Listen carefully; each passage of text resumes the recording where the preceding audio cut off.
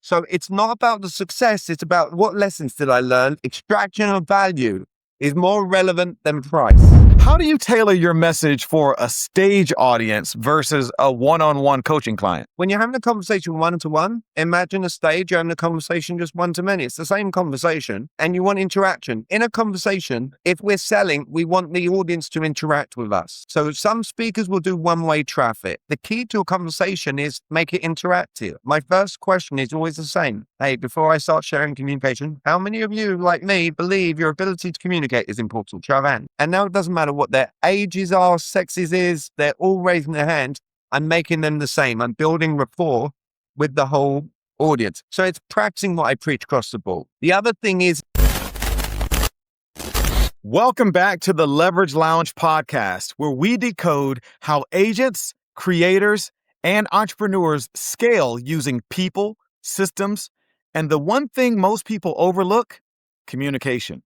Today's episode is for the sales pro who's tired of cheesy scripts, high-pressure closes, and surface-level engagement. If you've ever thought to yourself, there's got to be a better way to connect, to actually convert through conversation, then this one is for you. Our guest is the founder of The Art of Conscious Communication and a leading voice on mastering influence through authenticity, trust, and emotional clarity. He's spoken at institutions like the University of South Carolina, ITN, MortgageCon, and he's soon to be speaking at the Power Network Experience, where Oprah, Damon John, and Magic Johnson have previously spoken at. And he's here today to help you ditch the salesy tactics and close more deals by simply being more human. Let's welcome to the lounge, Mr. Jamie Miller. Thank you, Mike. I'm ecstatic to be here, my friend. Man, I am so excited to have you on here. Let's jump right into it, because your entire brand centers on this whole idea of conscious communication. So let's define it first. What does it mean to communicate consciously, and how does that differ from what most professionals are taught? Okay, so to try and aim to give as much value as possible on the podcast, I would say make it brief. And anytime you want clarity or have me just elaborate on something, all right? Okay. Free. So conscious communication to me is basically going into a conversation with more thought process before you enter the conversation, with a predetermined outcome in mind, where you're asking the right questions of the person. And on top of that, you're aware of making sure you're not using negative connotations and you're not saying things that turn people off. And the other component for your question there was, where do people not experience this? For real estate agents, for example, they get a license to sell something with zero prerequisite for their communication abilities before they get the license. And then they go into a field where they don't realize they're doing a really emotional sale. And what they do is when they go in conversations, they ask questions they don't want the answer to, or they say things that turn people off. And so I teach the psychology. I'll give you an example. Realtors will get on their phone and they'll call up leads or whatever they want to call it, expired listings. And they will start their dialogue. Hi, I'm so-and-so, their name and their brokerage name at the very start of the call. When I say that's not a very conscious play, everyone in the world wants to hang up on that call. So I teach a more conscious approach that keeps the other person on the phone so that they don't want to slam the phone. And that the real estate agent in that case knows what the right thing they're selling. Many a time I'll have real estate agents say, Jamie, I had the most terrific conversation with this person for 45 minutes. I say, did you get the meeting? And they're like, no. I'm like, well, then you're not going to go on any vacations this year as a result of the phone call. So those are just a tad of examples for your arena, Mike, that you're highly familiar with and some of the people that watch. But it's all entrepreneurs to understand the psychology of how we communicate with someone is either going to get them to more resonate with us as humans, or we're going to be completely turned off by them. So for the sake of simplicity, without going into a full script of it, you gave us an example of what not to do. Right. Give us an example of what an agent should do when making a sales call like that. Okay. Obviously, look, I could teach this for hours. I'll just do real quick. There's no script. You said at the beginning, there's no script. So no one's going to say, it's not word for word. It's just a framework of the psychology. So the first thing I'm doing, Mike, is, and this is a good tip for the audience, I'm waiting for the person to answer the phone first to see if they're a hello person, a hey person, a hi person. I'm going to give them a chance because we've been taught that mirroring and rapport build, people want to buy from people that feel the same as us, Mike. So I turn it into a lesson. If someone says hello and you say hi, you're on purpose making yourself different from that person. So as an added consciousness, it's like, I'm just going to wait. And obviously in your case, look, you say the Mike Collier. What is my name according to you? Jamie Miller. Okay. What do you think it says on my driver's license, if you were to guess, as a first name? Jameson. No, it says James. All right. And I make this a lesson. Anyone who calls me up and says, hi, is James there? I'm like, you don't know me very well and you're about to sell me something. All right. So hopefully this is a lesson in itself. So first off, I'm going to wait for you to answer the phone to say, hi, it's Mike. So at least I know you go by Mike. And if I got you as Michael, do you know what I'm going to do consciously? I'm going to be like, hey, mate, I've got your name as Michael. What do you like to go by? Because immediately I'm making it colder to warmer just by being able to call you by what you want to be called. That's good. As a starting point. And then here's an extra lesson. Instead of I'm calling you because of, I'm going to make it the better framework in communication. Instead of I and you, find a way to use we. You want to be around we people. You might laugh at this. Your audience might laugh. I call it Shaquille O'Neal syndrome. Because Shaquille O'Neal was on a TV program once. And one of his kids said, we're rich. And he goes, we ain't anything. You know, I'm rich. Now, he was having fun with it, right? Yeah. I saw that one. But if you're on a phone call, if I'm calling you up, I'm going to, Mike, we have not had the privilege of speaking before. It's got nothing to do with, hi, I'm so-and-so with so-and-so. And then I'm going to throw out group psychology.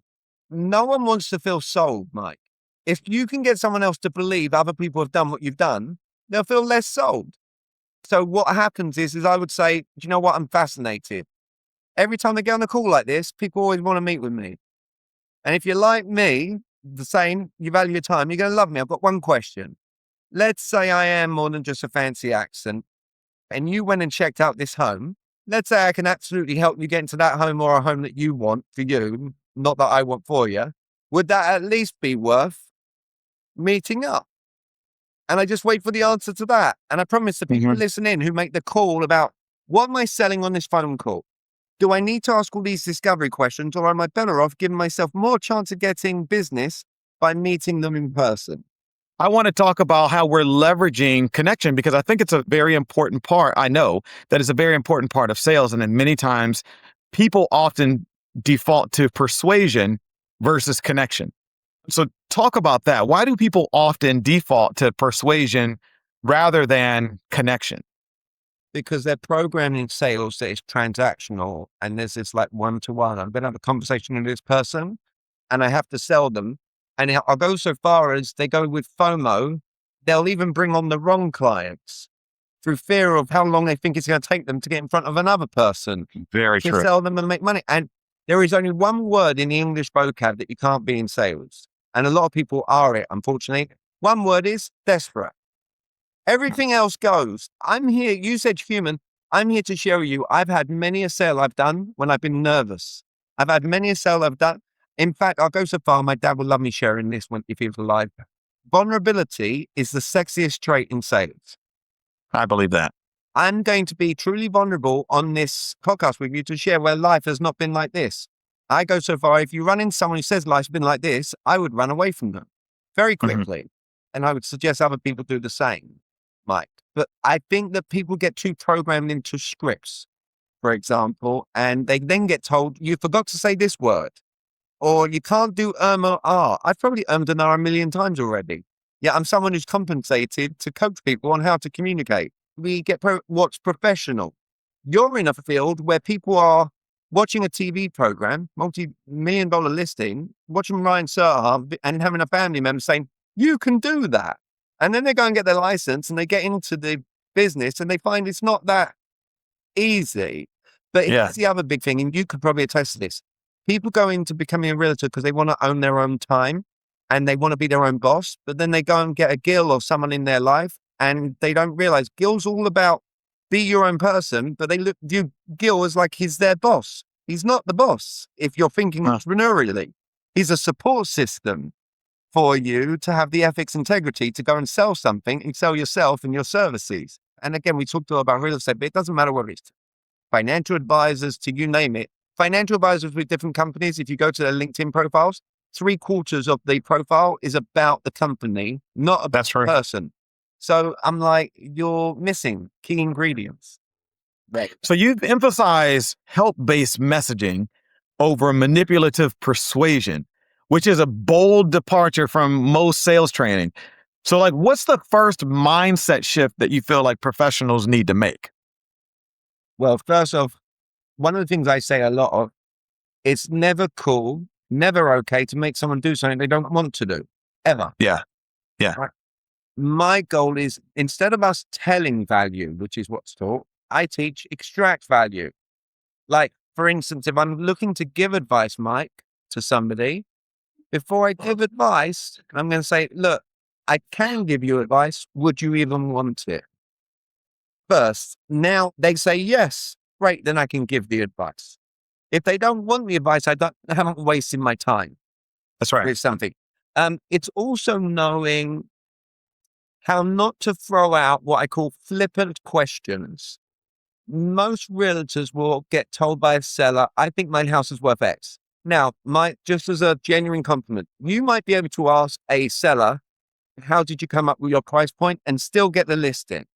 However, just my belief, if I share it with conviction, the reason 74% of realtors don't do any business in a year is because they're asking questions that they're not able to overcome the objection once the information is shared with them. I'll give you an example. If a seller says, I think my house is worth X, how can it be a good thing to ask someone who's not the expert how they came up with their price point and then give them permission to share things such as a comparable down the street that's got no comparables to them, or they've got a debt in their head they want to clear as a result of selling it for a certain figure. It's actually got no bearing on the actual rationale. And the truth of the matter is, most realtors, if they're smart, they're going to a listing appointment already knowing what the house is worth. So Correct. Again, I'm sharing consciously. We want to be more conscious about what question am I asking this person right now. If someone says to me, Jamie, your training is expensive, I'm certainly not going to say, why do you think it's expensive?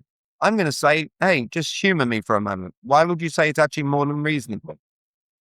And we're going to have two different conversations, Mike, based on the same objection, based on the caliber of the questions that we're going to ask.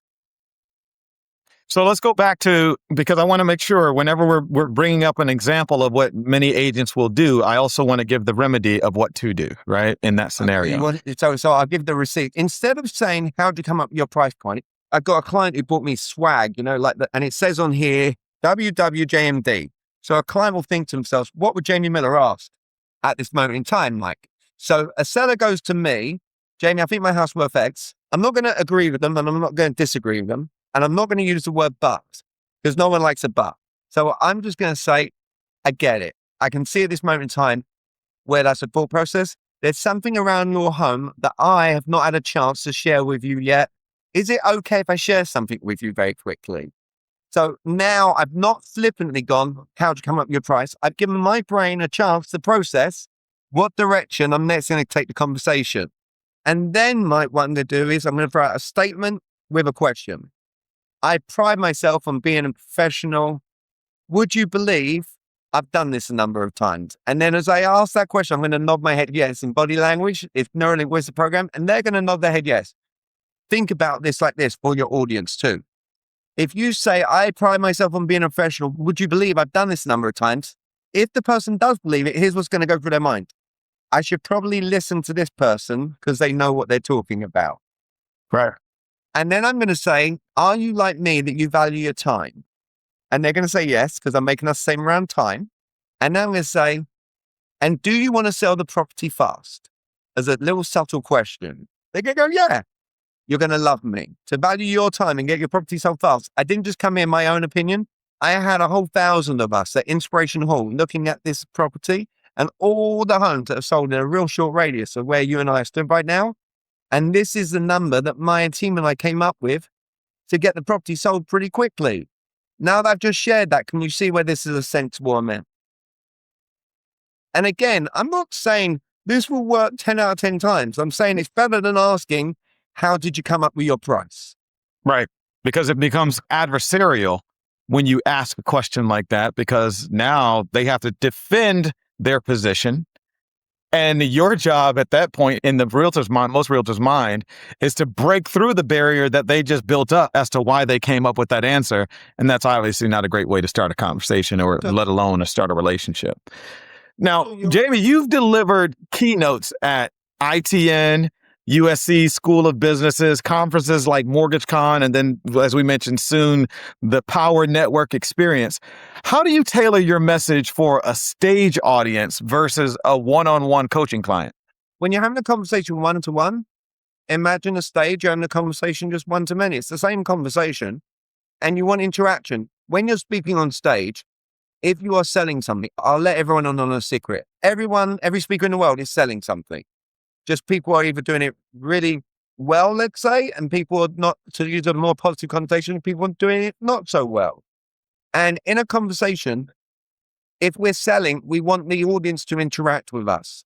So some speakers will do one-way traffic and they will talk one way. The key to a conversation is make it interactive. My first question is always the same. Hey, before I start sharing communication, how many of you, like me, believe your ability to communicate is important? Show of hands. And now it doesn't matter what their ages are, sexes is, they're all raising their hand. I'm making them the same. I'm building rapport with the whole audience. If people watch the tape back once you guys edited it, they're going to be like, you used that word you like me earlier in this podcast with that. So it's practicing what I preach across the board. The other thing is body language. If you are speaking on a stage, one of the best things you can do to build rapport with an audience, when you're in front of an audience, Mike, and you're speaking, are they stood up or sat down, the audience? Typically sitting down. Okay, so here's what you want to do. If you want to make yourself the same to them, you should have a bar stool. Because you sat down, just like them. You're one of them in their minds. Then in body language, when you stand up, Mike, now you become the authority, the expert that they want to listen to. If I'm going to start sharing a story about losing my dad to cancer, or you're going to be in front of a room talking about taking your kids to Disney, Mike, and it's powerful and it's emotional, you're better off being sat down. The audience is going to resonate and relate to you more. That's an example of a tip in body language in front of a room of people. Look, and getting interaction from a room without fishing for it. Here's a key one. This took me 25 years to master. Here it is. If I ever say to the room, in the past life, I used to say these words. If I wasn't getting energy from a room, I would say to the room, did you guys not drink your coffee? Has somebody died today that I don't know about? And here's the problem with that in communication, Mike. This is a lesson I had to learn. It means you're fishing for an energy that's not in the room. So when you start as a speaker fishing for an energy that's not in the room, you then start going into offensive selling mode and people don't like you. When you said, Jamie, what's an alternative with regards to a seller says, I think my house worth X. With regards to a room, if you don't get energy, use it as a gift to yourself. Here's how that works. If you're not getting energy, the blessing is not to react. And then afterwards, when you get to interact with the people who didn't react, here's what you get to do. You get to give them genuine praise. And here's why. I can genuinely tell you I have immense respect for Gil. Immense respect. You're talking Gil Ramos. I'm talking Gil Ramos. If he's listening in afterwards and what have you, I believe in genuine respect, genuine praise. And I'll share, there are some people who give praise for the sake of praise that's not pertinent to what they're looking to achieve. And the reason I bring Gil Ramos up is because in my mind, he's someone who's successful. And every time I talk to him, I'm on purpose watching his facial reactions as I'm talking to him. And here's what I see. I see a poker face. The whole entire time that I'm speaking to Gil, I see someone who's in deep listening mode, reading into what I'm sharing with him. And I'll share with you, Mike, and you can tell me if this is accurate for you too. Any successful person you've ever encountered, have you ever noticed they're just really observant? They don't show a lot of energy. They're just like, they're people who read a lot. They're people who study a lot. They're people who, they listen a lot. They typically don't get too high. They don't get too low. They pretty much are even across the board. Right. So watch this. After an event, if I've got someone who's poker face, I get to go up to them after. I say, "Well done." They look at me. I'm like, "You have to be successful. Have to be." I was talking, teaching. You're a poker face the whole entire time. Well played. The most successful people I approach, that's how they operate. And do you know what's great about it, Mike? And I've studied it. Even if they're not successful, they still love you for it because you're giving them genuine praise around the habits that successful people have. But speaking of which, let's talk about your AOCC legacy course, because it's not a 1 hour workshop or a 6 week sprint. This is a year-long immersive. So why build something that deep? Like, what transformations do you see when people commit long term? So I was at the gym earlier in the year, like December, and I was like, "Bobby, I'm looking to train millions of people." And it's sincere, great conversation. I'm going to be completely transparent. Bobby all attest to this. He goes, first off, he was like, "Why do you want to do that?" Because most people always say they want to help millions and then they try and start there. Bobby knows my journey. I never started with the "I want to help millions." My goal was, can I find an intimate amount of people that I coach? But Bobby goes, "I think you're nuts." I'm like, "Why do you think I'm nuts?" He goes, "Because you've cracked the code. You know how you can have like not work. You can work 88 hours a whole year and help a very select few and not work and earn money." And I say all that to say this, Mike, I would not be living a life fulfilled with my potential of what I believe I can make an impact on the world if I didn't help millions of people. So Yeah. in my simple Forrest Gump mind, I was like, how do I help way more people? I bring the investment minuscule. I don't do any marketing and I just let the universe conspire where people like yourself are like, "Dude, less than $200 a year to learn from you is indeed a no-brainer." And then on top of that, Mike, I use Dale Carnegie as an example because I've read his book and he's not alive. And I talk about things that he talks. I'm going to make my mission in life. Long after I'm gone, Mike Collier's kids are going to be talking about the words "you like me." And the idea being is, where did you hear that? Some British guy called Jamie Miller had AOCC and I'm not alive anymore. Yeah, I've got people where I've got to teach them stuff like that. Instead of a book that's physical, I made a living book where I get to underpromise, overdeliver to the world. And it still respects my time. Mike, we're going to talk about, I guess, sustainability. There's not 1 year in the future I can't work 10 to 20 hours to coach the world on things. Here's the point. The more proactive you are with your clients, the less reactive you have to be. So my proactivity is this.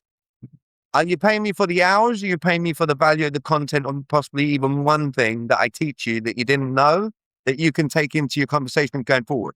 The person That's right. nodding their head yes and saying that's right, that's my person. Everyone thinks differently, Mike. A sale is just, do we agree to think around something the same way? And then just share with abundance. The truth of the matter is, for less than $200, I'm sharing information that other people are paying me 18 grand, 36 grand for the same exact information. And here's what I love. The world does not judge you at all based on that. The people who have invested 36 grand, they're happy to invest it and they know that you're still being a gift to somebody else. I'm focused on helping the masses without investing 1 cent in paid marketing. It's all going to come through partnerships. One of the things that hasn't been mentioned yet, I didn't know if you knew this from your research, I'm sharing the stage at Fuse in Nashville. I'm sharing the stage with Matt Ishbia, who owns UWM, owns the Phoenix. Yeah. Okay, I'm being put into the Partner Perks program for UWM. According to my sources there, 50,000 different loan officers. I'm naive, and I do believe that naivety is my gift. I'm not naive enough to believe all 50,000 will see Jamie Miller Partner Perks. Yeah, I can tell you, I get to make a huge difference to those Yeah. people. I'm always like, what does 60-year-old Jamie thank 48-year-old Jamie for figuring out? And it's not based on systems where I'm working really hard. It's based on systems where when I'm 60, can I do the same thing? And I can share with you, when you first met me, Mike, and I was in the office, I couldn't sustain that. Or maybe I could. It wouldn't have been as much fun in life to go and sit in the office and coach people back to back to back to back. It wouldn't be as quality in existence as Jamie now taking June and July off and going on vacations. Jamie giving people the impression I can teach people the same things in a group-like setting and they're still loving the value. It took learning those lessons, Mike. Let me ask you this. How are you leveraging technology, the role of AI in what you're doing? Because I believe that there's still a way of being human while using AI. And there's a way for, quite honestly, AI to make you have an even more human approach. So how are you leveraging technology in what you're doing while also maintaining a close connection to all of the people that you communicate with on a daily basis? First off, I'll start by giving a genuine compliment. AI, extremely impressive. Let's put it out there. Yes, AI, is it impressive? In the same breath, though, or the next breath, I'll say, I will never have AI on my phone to get help on how do I respond to Mike when he says this?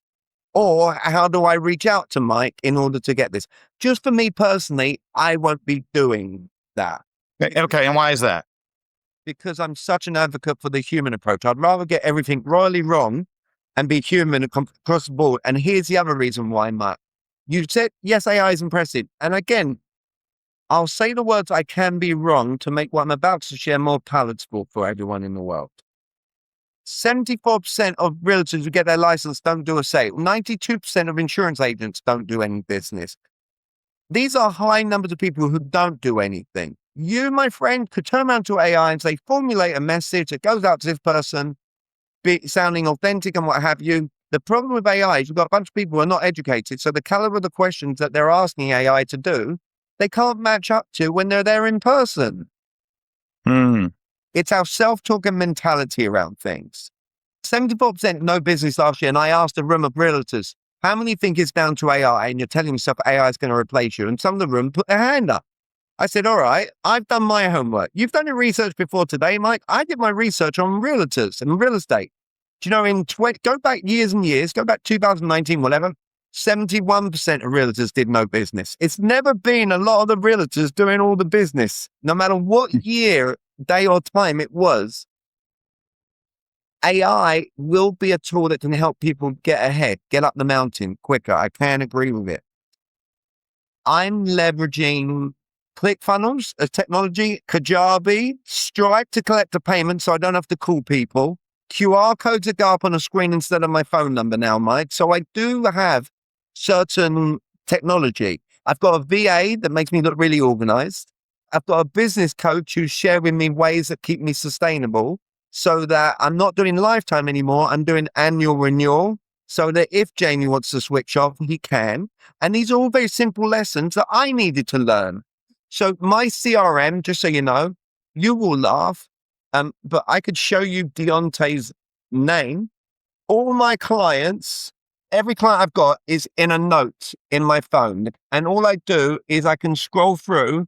And what I used to do is stick a thumb after their name, after they've gone through my curriculum, each individual. This is designed to be lessons for entrepreneurs, correct? In where they're looking ahead.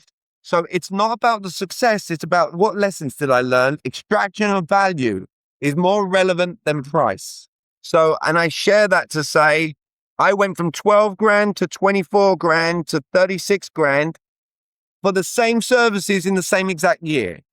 And I share that to say this, it's not sophisticated. All my clients is in my phone and they all have smiley faces after their name in my phone.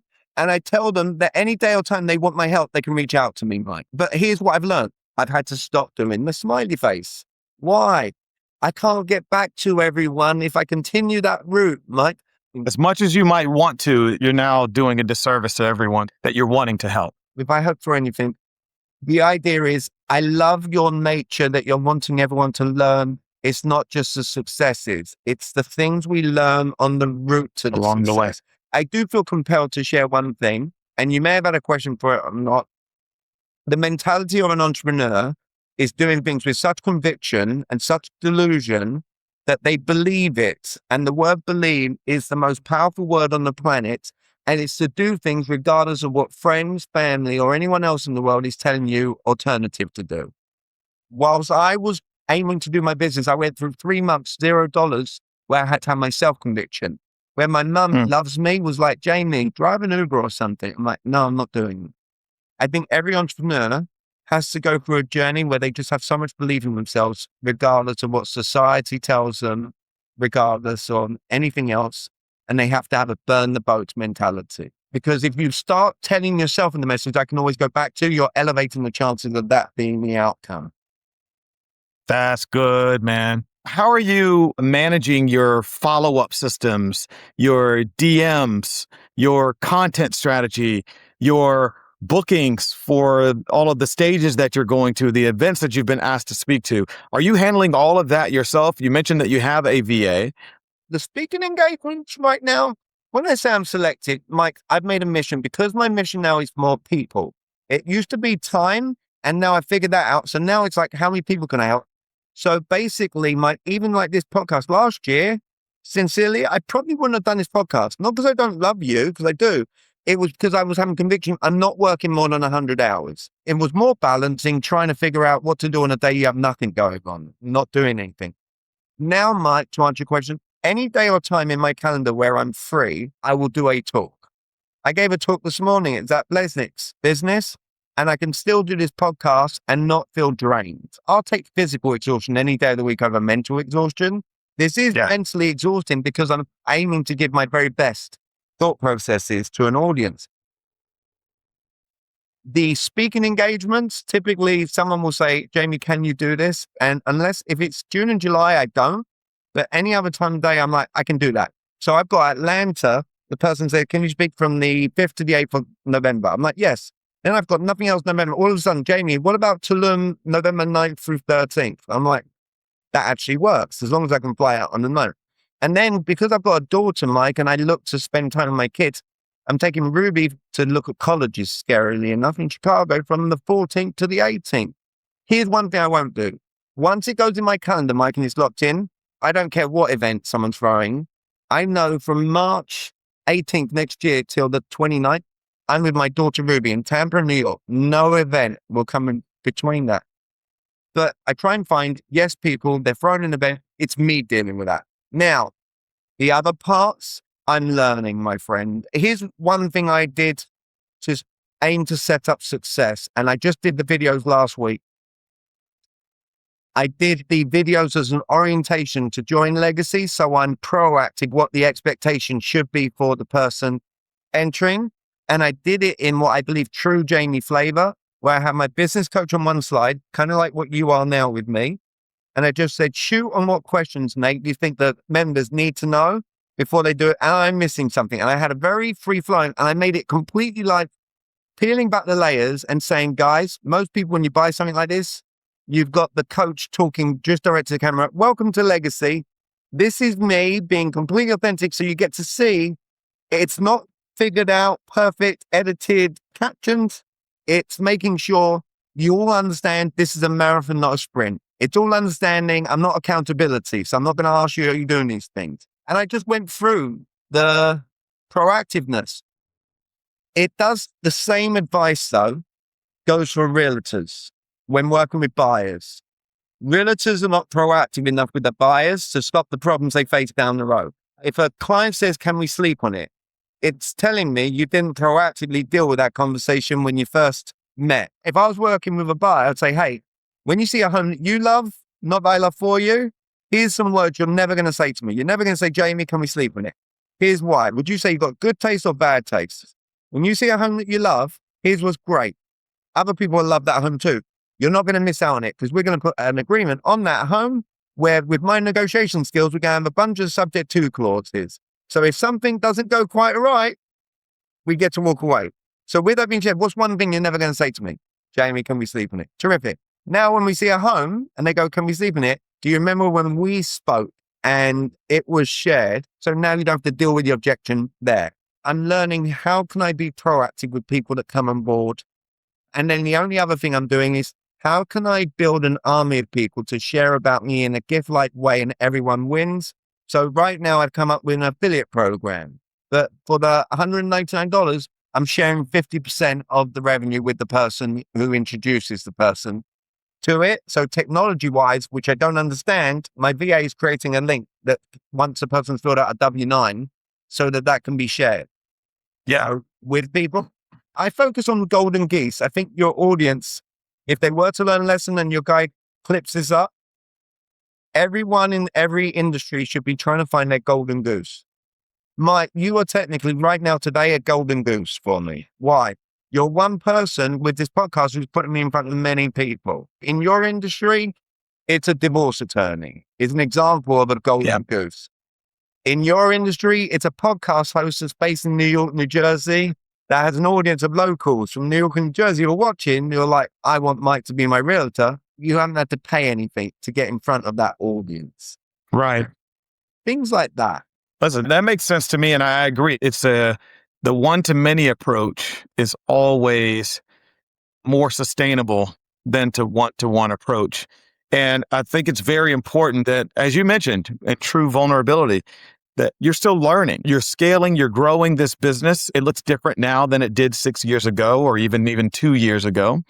And where it's going is only up. So that's kudos to you, my friend, because that means what you're saying is working. People are getting value from this. But Jamie, you'll probably appreciate this. And if you're listening to this and you're thinking, I need help managing my follow-up systems, my DMs, invoices, or content strategy, it's time to hire smarter.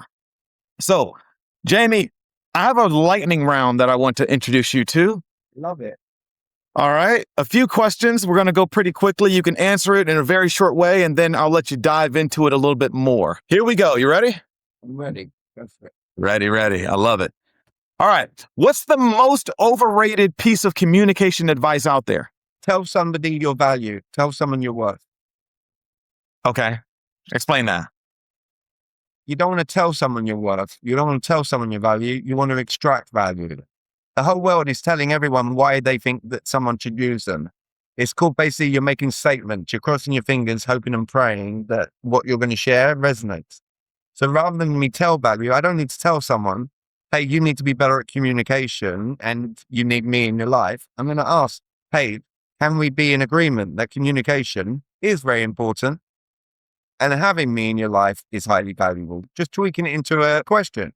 Rather than you going, I've got 15 years of experience, it's like, hey, does it give you more of a sense of confidence that I've got 15 years of experience? When the person goes, yes, then you extract even more value and evoke emotion by saying, why would you say so? And then you let them tell you. Okay. So the unique value proposition needs to have more questions in it than just statements. It's I like hear you on that. Knowing what's your commission. In a realtor, what's your commission? There are realtors who will answer the person, is 5%. I'm like, you haven't extracted one bit of value there. You're better off doing multiple choice. Hey, I get the commission part. I will show you my commission. Before I do so, real quick, do you care just about the commission? Or do you also care about the caliber of the realtor that you're going to use to help you out?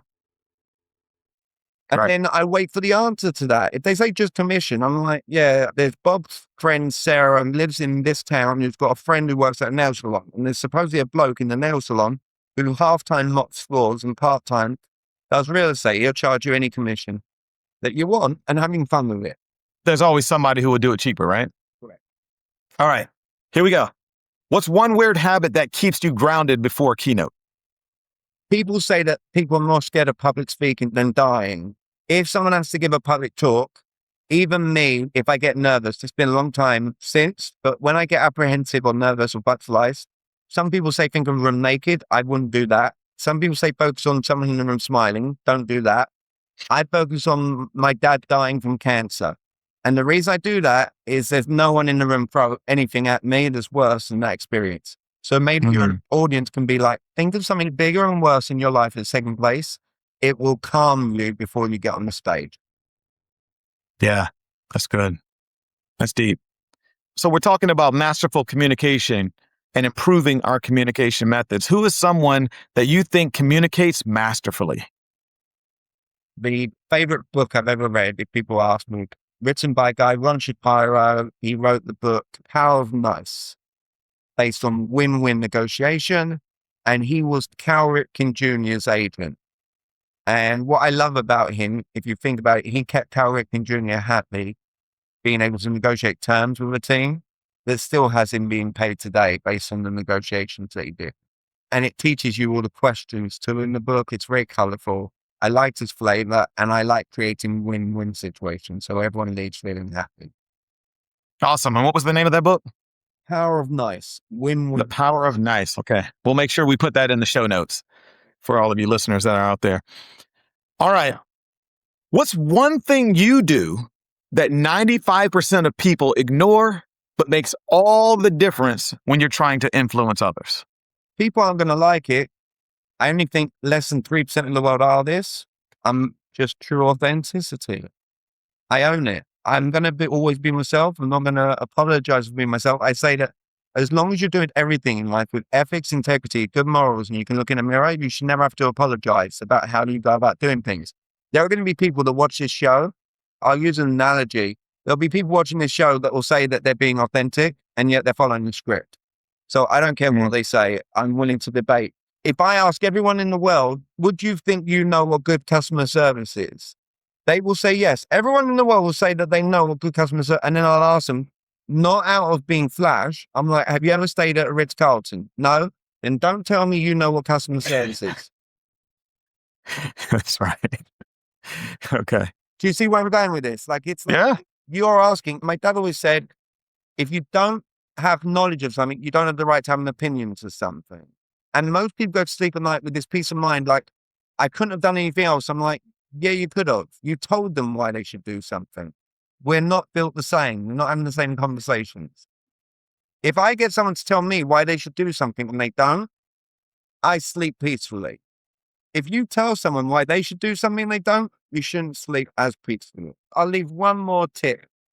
You can't be an amateur in how you communicate with your spouse and kids at home and suddenly become a professional in your business life. It will seep into your business life. If you're asking terrible questions in the home, it is going to be coming into your business too.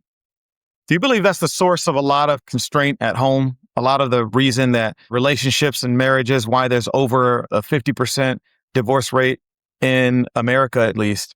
Do you think a lot of that has to do with poor communication? There's a quote that I live by: no good sailor was created in calm weather. I've been divorced. I'm not going to go ahead and say, hey, Mike, here's some marriage advice. I've been amicably divorced, thankfully, and the communication has helped the amicability. Now, it's the best one I've ever had. True story, because it gives me peace. Why? Stephanie and I, we always come from a place of seeking to understand. If I'm being a lunatic, she seeks to understand, why is Jamie being a lunatic at this moment? So it helps. And that's part of communication. I think the whole world, we're all lunatics. We got to be lunatics to do this podcast, Mike. You got to be a lunatic to be in the gym like at 5 a.m. like Deontay. Remember I said the word delusional. You want to be a successful entrepreneur, you almost have to be delusional to the programming that goes on in the world. Actually, I tell you what, let's have a bit of fun. I know we've gone over. Yeah, you might like this. We're going to do an exercise where I'm going to show you how you're programmed and your audience is answering the same way. Okay. Every time I do this, just say the first word, pops in your head. Hey, I was told go to school growing up. And when I was in regular school growing up, I got told you have to go to college. And in order to get in the best college, Mike, I got told in regular school that I had to get really good grades. Right. And then when I got to college, I got told that I had to get more good grades. And then when I left college, mum and dad became mean. They didn't want me living at home anymore. I didn't want to live at home anymore. So I had to start figuring out a way to make some money. The only way I know to make money is go out and get a job. Has anyone ever shared what JOB stands for? No. Just over broke. And with that just over broke situation, we're expected to save all our money and live out this glorious life. Okay. Now, my friend, all your audience knows, because they said the same thing, because I do it with predictability. That, my friend, is why people don't become successful entrepreneurs. They're programmed. My goal in life is to anti-program and have people take the leap and be their miscellaneous selves. And watch this, Mike, I never knew you when I started my business. Here's the testament. Everyone says, go with your sphere of influence, go with your family, who you know. If you're only going to go based with who you know, you're going to be starving very quickly. The whole point of business is, how do we resonate with complete strangers? You and me, my friend, are vibe. But we're part of the same. You're 46 going to Disney concerts. I'm 48 going to Disney concerts. It's too loud. We can have some fun. And I think that the world needs to anti-program itself. That's very apparent. Yeah. What Jamie's alluding to is just the other night, unknowingly that we were both there at the same time. We took our young ones to Descendants Zombies World Tour And I have to tell you that this was by far the loudest concert. And I've been to some great concerts, Bruno Mars being one of my favorite concerts. This was by far the loudest concert that I've ever experienced. And it wasn't because of what was coming from the stage. It was all of the high-pitched screaming coming from 7-year-olds to 13-year-olds and a little bit older, quite honestly. Piercing screams headed towards that stage. And my ears were still ringing the next day. And Jamie had mentioned on Facebook that he was there. And I said, oh, I was there too. I said, that was the loudest experience I've ever had. And he goes, yeah, welcome to my life, right? And so it's fun. I love these conversations because it makes us better people. And that's what I truly aspire to share with the world, is that this is a journey. Becoming a business owner is a journey. Leveraging and scaling to the next level is a journey. Understanding that you don't have all of the answers, and also understanding that it's okay, but it's not okay to stay stuck there, is a journey. And once you come to that realization that you need people in order to get to where you're trying to go, in order to grow that business that you're wanting to grow, in order to make the money that you want to make, you need people in order to scale the systems and start following up the way that you need to follow up, and sending out the invoices you need to send out, and having your content strategy on social media platforms and all the things, so that you can go away for 2 weeks and spend time with your daughter or your son or your loved ones, and know that the business is still being taken care of, and not just simply staying at a constant level, but actually growing while you're away. That is what we call freedom. And so, Jamie, I want to give you the floor here at the end. Okay. Where can people connect with you? And is there anything that you want to share? A resource, a course, a keynote, or even a message with our audience? Tell you what, look, if you're watching this podcast and you watch it to this point and you want my guidance, I tell you what, if you do a comment to Mike, I'm sure one, he'll appreciate. First off, the most important thing for me on this podcast is, was I a good reflection on Mike? He started this new podcast. The aim is, for more important than anything, is for people to reach out to Mike and be like, Mike, I learned a lot from Jamie. That's more important. And that is proof of the money is irrelevant. It's the how you leave someone feeling and the people. Not only do you love Mike for having me on, and you're like, I think this guy Jamie can teach me things to be more human and distinguish myself, then go ahead. I'm sure there's going to be a way that Mike will have where you can make a comment, all right, somewhere. And then Mike probably has systems or a VA in place that will make sure that every comment gets seen in that regard. And if it says anything along the lines of AOCC, Legacy, Jamie Miller, or anything of that nature, I will go ahead and make sure that you guys get the link with the no-brainer investment for you guys, so you can learn everything that I have to teach in the world. Oh, and let me throw this out there because it's nice. Everyone who invests, you get to bring in your kids for zero. It's about legacy. So it's, you make the investment for yourself to make return on investment based on what you do for a living. More importantly, I'm looking to help younger generations who have been looking at devices way longer than I have, that suffer from social anxiety or want to learn how to build rapport with people, or things that are important to them in communication. I'm looking to be a gift to those generations. So hopefully, if you've watched this point, send me the link, and then you'll get to bring yourself on board. And then you just reach out to my VA with your kids' email addresses and full names, and we get then access to no additional investment. As I share that, by the way, everyone, if you saw Mike's face, it kind of lit up. I get a lot of people where they're like, wow, that you're doing that. And I'll throw out this. It is less than half what I pay a month for my daughter's singing lessons for a year of learning stuff from me. So just to put it into context, I'm giving people the ability more so to do it than not do it. All right. There you go. So there you go. It was what Alex Hormozy calls a $100 million offer. I love to see it. What a powerful reminder that connection is a skill, not a given. And if you want more referrals, better conversion, and real influence, this conversation was your blueprint.